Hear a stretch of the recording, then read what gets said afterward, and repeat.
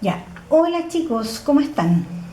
Hoy día no me van a ver porque como vamos a ver el texto, necesito que estén mirando el texto para poder explicarles lo que les quiero contar.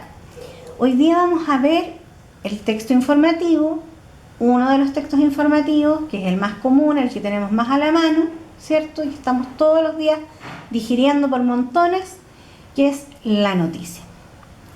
La noticia tiene por propósito, ¿verdad?, informar.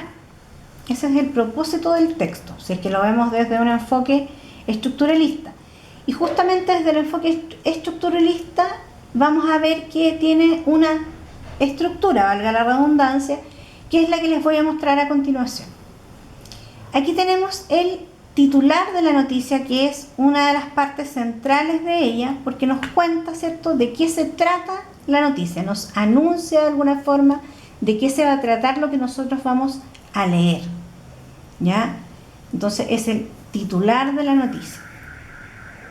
En este caso dice coronavirus, las teorías de por qué la COVID-19 puede llegar a causar la muerte de pacientes jóvenes y aparentemente sanos.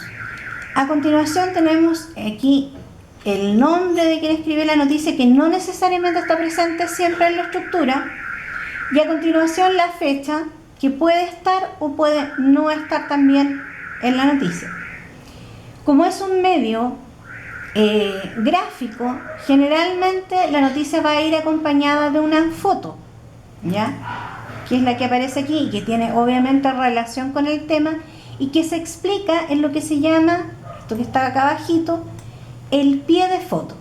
En este caso, el pie de foto nos cuenta, dice, los síntomas tienen una gran amplitud de rango en su severidad. Según la OMS, la Organización Mundial de la Salud, el 6% de los casos entra en estado crítico, ¿ya? Y a continuación, le sigue en la estructura esta parte, ¿cierto?, que sería, en este caso, la bajada, que la bajada nos cuenta una lista del tema y es como un resumen de lo que va a venir a continuación en el cuerpo de la noticia. Y nos dice la severidad de los síntomas de la COVID-19, la enfermedad que causa el coronavirus, SARS-CoV-2, varía enormemente de caso en caso, ¿ya? Y a continuación, entonces, después en la estructura tenemos que todo el resto es lo que se llama el cuerpo de la noticia y que ya nos cuenta la noticia propiamente tal. La noticia generalmente responde a varias preguntas, ¿ya? O debería responder a varias preguntas y en el periodismo clásico a uno se le enseñaba en la escuela de periodismo que debería responder a ciertas preguntas, que es el cómo, el cuándo, dónde, el cómo, quién, y general, o sea, y a veces cuando le permite un mayor rango al periodista de dar su opinión, ¿cierto?, el por qué, porque ya ahí entra en una interpretación de los hechos del periodista y no solamente en contar los hechos que han sucedido. Entonces, vuelvo a repetirles, la estructura de la noticia tenemos, vamos a irlo marcando aquí,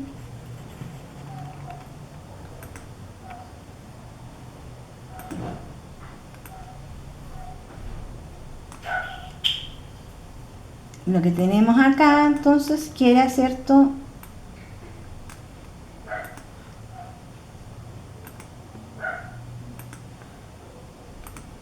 el titular,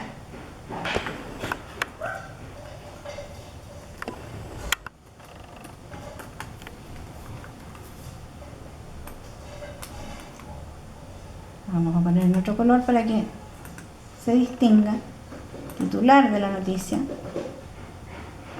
Acá tenemos al ladito, ¿cierto?, la foto,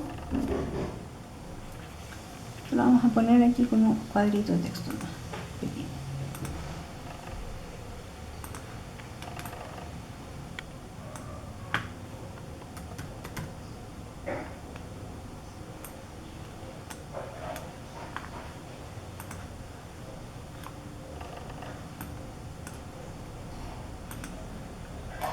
La descripción de la foto, ¿cierto?, que en este caso sería el pie de foto,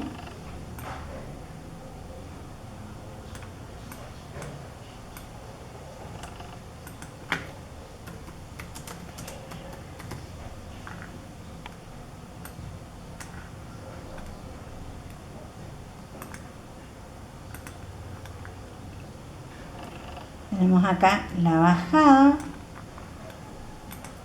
la vamos a marcar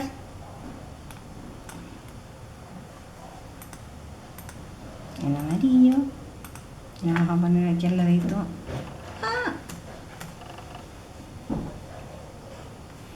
No crean, chiquillos, que es fácil estarles haciendo estarles dibujando la clase aquí, no es lo mismo que en la pizarra.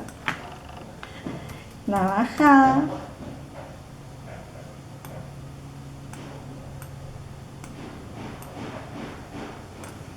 la vamos a marcar con rojito. La bajada, recuerden que nos cuenta, ¿cierto?, una arista de la noticia y nos anuncia lo que viene más abajo en el cuerpo. Y aquí esto sería ya el cuerpo de la noticia, que lo vamos a marcar en otro color.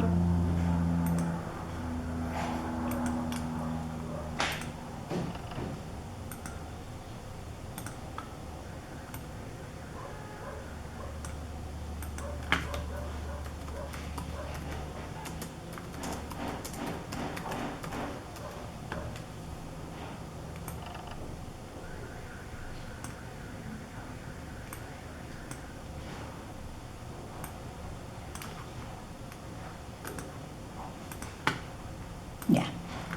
Tenemos ahí destacado, ¿cierto?, entonces las partes de la estructura: titular, foto, pie de foto, bajada y cuerpo de la noticia.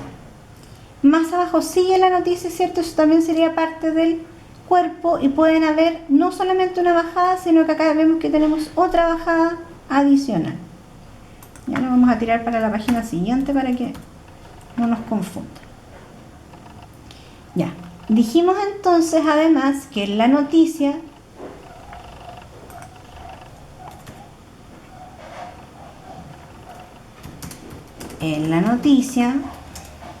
se debe responder a varias preguntas, ¿cierto? Que dijimos que podían ser el qué, quién, cuándo, dónde y a veces el por qué. Falta un tilde.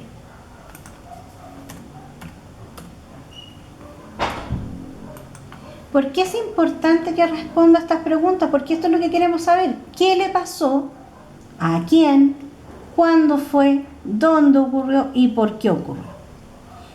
Las noticias que mayormente responden a este tipo de estructuras, si ustedes se fijan, son las de la crónica roja y de accidentes automovilísticos. Cuando hay accidentes, generalmente responden primero a estas preguntas y enseguida nos empiezan a relatar ya la noticia el periodista. ¿Qué es lo que nosotros distinguimos en una noticia? En una noticia hay hechos, ¿cierto?, que son reales y que se deben contar con objetividad. En este punto me quiero detener porque la objetividad es subjetiva. Es decir, es muy raro encontrar hoy en día relatos que sean puramente objetivos. ¿Por qué? Porque en la mayoría de los reportajes, de las crónicas o de las noticias, de alguna forma y en palabras muy mínimas, el periodista de todos modos hace notar cuál es su opinión frente a estos hechos. Por lo tanto, estos hechos reales y de esta objetividad se nos ve cruzado, ¿cierto?, con la subjetividad del periodista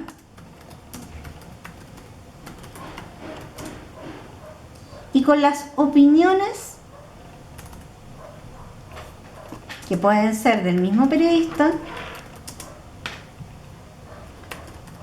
propias, ¿cierto?, o de fuentes. ¿Quiénes son estas fuentes? Estas fuentes son personas, ¿cierto?, expertas en el tema, o personas que sufrieron el hecho, o que vivenciaron el hecho y que nos dan su opinión con respecto a qué es lo que pasó, cuándo pasó o por qué pasó. Entonces, cuando estamos leyendo una noticia tenemos que considerar sobre todo esto, que por más objetiva que parezca la noticia, siempre está cruzada por la subjetividad, es decir, por la propia percepción de la realidad del periodista y de las fuentes que él puede tener. Por lo tanto, no hay ninguna información hoy en día que sea 100% objetiva, porque además la propia realidad tampoco es una solamente, sino que va a depender de quién vivencia la realidad, el cómo la aprecia o qué percepción tiene de ella. ¿Ya? Esto es una pequeña explicación de cómo los textos se estructuran, lo estamos viendo, ¿cierto? Y lo estamos abordando en este minuto desde el enfoque estructuralista, porque estamos viendo cuál es el propósito de esta noticia, que sería informar, ¿cierto? Informar sobre qué, sobre por qué pueden llegar a causar la muerte de pacientes jóvenes y aparentemente sanos el COVID-19, es decir, el coronavirus. Estamos diciendo además que tiene una estructura este texto, ¿ya?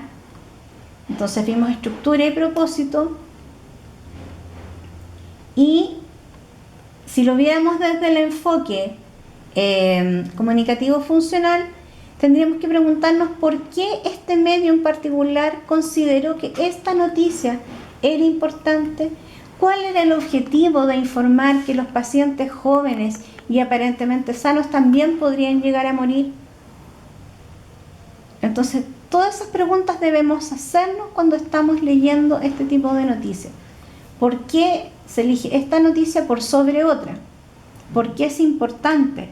¿Es importante para el lector? ¿A qué tipo de lector va orientada esta noticia? ¿Para quién podría ser importante?